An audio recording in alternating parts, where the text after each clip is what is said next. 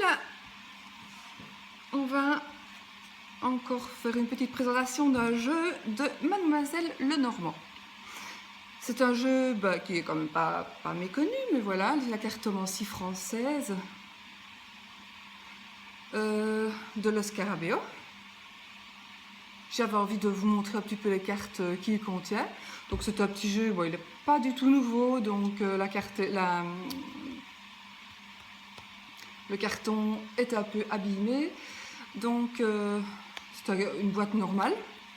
C'est un format tout à fait traditionnel des cartes normales. Donc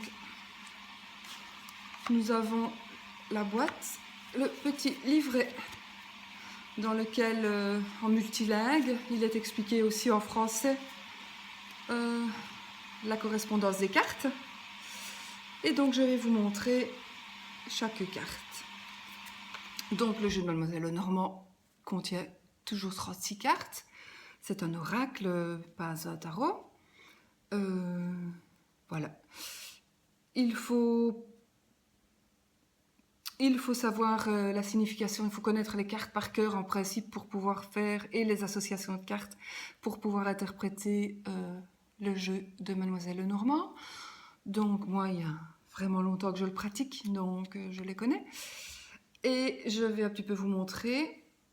Il y a tout sur ce jeu, donc il y a la carte de cartomancie, il y a l'image, il y a le numéro de la carte. Donc voilà. Alors, celle-ci, on va commencer par la carte 1, le cavalier. La voici. Donc elle est toute simple. Moi, je trouve que ce jeu-ci est bien fait. Celui-là, je m'en suis servi à un moment. Évidemment, j'avais coupé le bord parce que je trouve que le bord, j'aime pas du tout. Donc, on peut couper le bord parce que c'est la même chose. De l'autre côté, il y a un cadre blanc qui n'est pas beau du tout. Mais celui-ci, étant donné que je ne m'en sers pas, c'est pas un jeu dont je me sers souvent, j'ai laissé le bord. Voilà. Parce que comme je collectionne aussi, comme beaucoup de monde, un petit peu les jeux. Les trèfles, carte numéro 2, les trèfles.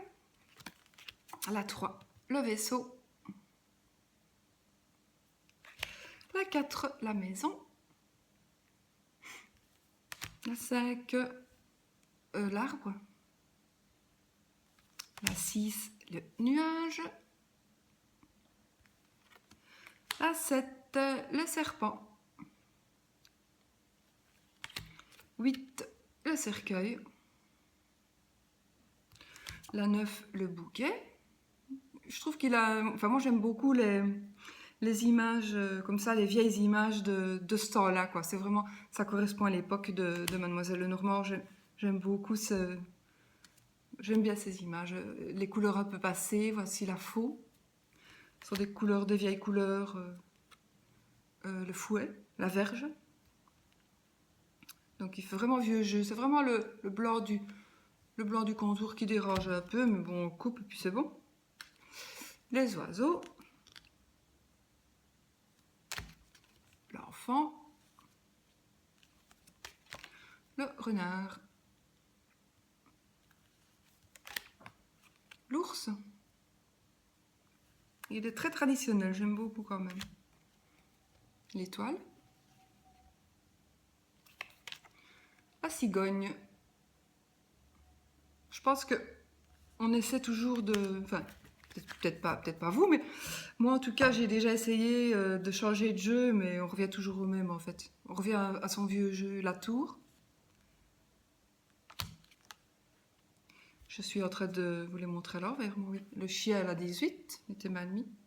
18 le chien, 19 la tour, 20 le jardin, voilà. 21 la montagne, le mont. Oui, donc je disais, on essaie parfois de vouloir changer de jeu. Donc on a l'habitude de jouer avec un tel jeu, et puis on se dit, oh celui-là il est vraiment beau, je vais l'acheter, et puis on l'achète, et puis non. On l'aime bien, il aime beaucoup, mais non, on revient à son vieux jeu, parce que nos vieux jeux ont nos énergies. Voilà, on a appris plein de choses avec certains jeux, et on aime bien garder ce jeu. Le chemin. Les souris. c'est mon idée, le cœur, l'anneau, le livre, la lettre, le monsieur ou le consultant éventuellement, la dame, la consultante, le lys, le soleil, la lune, la clé, poisson, l'encre et pour terminer la carte 36, la croix. Voilà, j'avais envie de vous les présenter. Bon, c'est pas un jeu qui est pas connu, hein, il est très connu, mais voilà, ça me fait plaisir de revenir un petit peu parfois. On revoit un petit peu des jeux qu'on connaît et puis on revient un petit peu, on pense un peu à des situations, on évoque un peu le passé, on revit des scènes que ce jeu, enfin moi je revis des scènes que ce jeu m'a fait vivre. Donc voilà, j'avais envie d'en parler, j'avais envie de vous représenter.